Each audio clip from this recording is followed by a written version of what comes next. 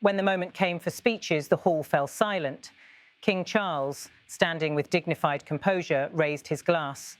His remarks blended diplomacy with subtle acknowledgement of the challenges that define the US-UK alliance in a turbulent era. King Charles III said, "We are working together to support important diplomatic efforts." He went further, acknowledging the role Trump himself has played on the world stage. King Charles said, "Your personal commitment to peace is something we recognise tonight." The King's words, delivered with the restraint typical of monarchs, carried weight. For a monarch who rarely ventures into political commentary, the choice to highlight Trump's personal commitment was deliberate. It placed emphasis on diplomacy and dialogue at a time when global conflicts, from Ukraine to the Middle East, dominate international headlines. When it was his turn, Donald Trump stepped to the podium with characteristic flair. Donald Trump said, "One of the greatest honours of my life." His words were directed at the British monarchy, the royal hosts, and the symbolism of the evening.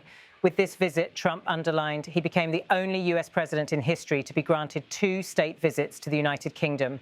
It was, in his telling, a validation of the special relationship that stretches across the Atlantic. Trump has long cultivated a personal fascination with Britain's monarchy. His Scottish roots, his mother hailed from the Isle of Lewis, and his ownership of golf courses in Scotland have been woven into his political storytelling. He often speaks of Britain not as a distant ally, but as an extension of his own family history. Donald Trump said, "I am a great fan of the British monarchy." The line drew polite applause, but it also signalled something deeper. Trump's admiration for the monarchy has often contrasted with his disruptive style in politics, painting him as both an outsider and admirer of tradition.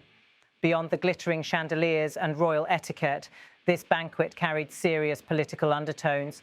Trump's presence in Windsor was not only about spectacle, it was about diplomacy, strategy, and the reaffirmation of ties between 2 nations navigating shifting global currents.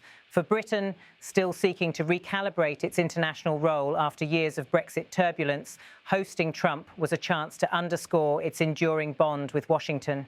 For Trump, it was an opportunity to demonstrate that his second presidential term continues to command respect on the world stage, despite critics at home and abroad.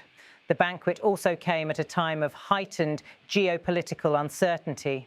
From the war in Ukraine to tensions in the Indo-Pacific, Washington and London find themselves shouldering shared responsibilities.